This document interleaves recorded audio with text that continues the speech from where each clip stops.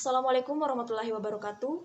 Perkenalkan, nama saya Sufira Hidayah Rauf, NIM 220 404501072 dari kelas B, Prodi Bimbingan dan Konseling, jurusan Psikologi Pendidikan dan Bimbingan angkatan 2022, Universitas Negeri Makassar. Pada video kali ini saya akan menjelaskan tentang komunikasi sentuhan guna memenuhi tugas keterampilan komunikasi. Berikut penjelasannya. Bagian yang pertama, apa itu komunikasi sentuhan? Komunikasi sentuhan juga merupakan salah satu jenis komunikasi nonverbal.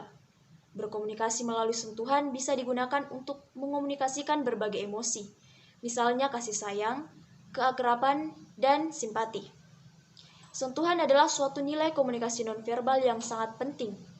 Suatu cara berkomunikasi paling awal yang dilakukan manusia, meskipun cara dan frekuensinya berbeda dari satu budaya ke budaya yang lain.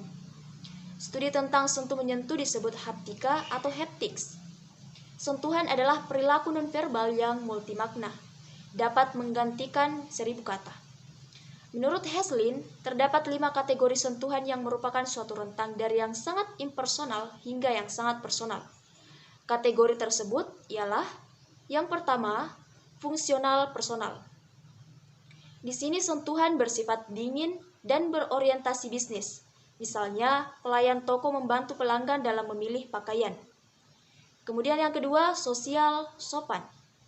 Perilaku dalam situasi ini membangun dan memperteguh pengharapan, aturan, dan praktik sosial yang berlaku. Misalnya, berjabat tangan. Kemudian yang ketiga, persahabatan kehangatan. Kategori ini meliputi setiap sentuhan yang menandakan afeksi atau hubungan yang akrab. Misalnya 2 orang yang saling merangkul setelah mereka lama berpisah. Yang keempat, cinta keintiman. Kategori ini merujuk pada sentuhan yang menyatakan keterikatan emosional atau ketertarikan. Misalnya, mencium pipi orang tua dengan lembut, orang yang sepenuhnya memeluk orang lain, 2 orang yang bermain kaki di bawah meja, orang Eskimo yang saling menggosokkan hidung. Kemudian yang kelima, rangsangan seksual. Kategori ini berkaitan erat dengan kategori sebelumnya, hanya saja motifnya bersifat seksual. Rangsangan seksual tidak otomatis bermakna cinta atau keintiman. Seperti makna pesan verbal, makna pesan nonverbal termasuk sentuhan bukan hanya bergantung pada budaya, tetapi juga pada konteks. Maka sentuhan itu sangat kompleks. Tak salah bila Jude Burgon menyimpulkan bahwa sentuhan adalah perilaku nonverbal yang paling provokatif, tetapi paling sedikit dipahami. Selanjutnya kita akan membahas 5 makna utama sentuhan yang diidentifikasi dalam telaah mendalam oleh Stanley Jones dan Elaine Yarbrough 1985. Kita membahas fungsi-fungsi sebagian besar untuk mengilustrasikan sejumlah besar pesan yang dapat dikomunikasikan oleh sentuhan. Adapun kelima makna utama sentuhan yaitu yang pertama, afeksi positif. Kemudian yang kedua, bercanda. Yang ketiga, mengalihkan atau mengendalikan. Yang keempat, ritual. Dan yang kelima, ketertarikan dengan tugas. Bagian selanjutnya, bentuk-bentuk komunikasi sentuhan. Yang pertama, kinestetik. Kinestetik ialah syarat yang ditujukan dengan bergandengan tangan satu sama lain. Ini sebagai simbol kegerakan dan kemesraan. Kemudian yang kedua, sosiofugal ialah syarat yang ditunjukkan dengan jabat tangan atau merangkul dalam menunjukkan persahabatan. Kemudian yang ketiga, termal. Termal ialah syarat yang ditunjukkan dengan sentuhan badan yang emosional sebagai tanda persahabatan yang begitu intim.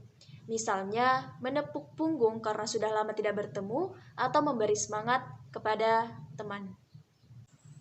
Kemudian di bagian yang terakhir, contoh dalam kehidupan sehari-hari tentang komunikasi sentuhan yang positif dan negatif. Dalam kehidupan sehari-hari, tentu kita tak pernah terlepas dari komunikasi sentuhan.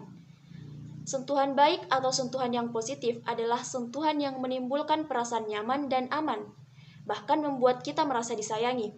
Contohnya berjabat tangan dengan teman atau guru, atau sebuah pelukan dari orang tua kepada anaknya. Kemudian ada elusan yang lembut.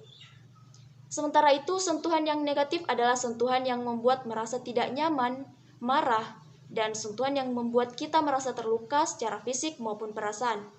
Contohnya yang sering kita temui di keseharian kita, seperti sebuah tamparan atau pukulan dari seseorang yang sedang bertengkar, atau seseorang yang mendapat tepukan dari orang lain, tetapi tepukan tersebut cukup keras sehingga bisa menyakiti fisik yang disentuh. Baik, mungkin itu saja pemaparan yang bisa saya jelaskan pada video kali ini. Kurang dan lebihnya mohon dimaafkan. Wassalamualaikum warahmatullahi wabarakatuh.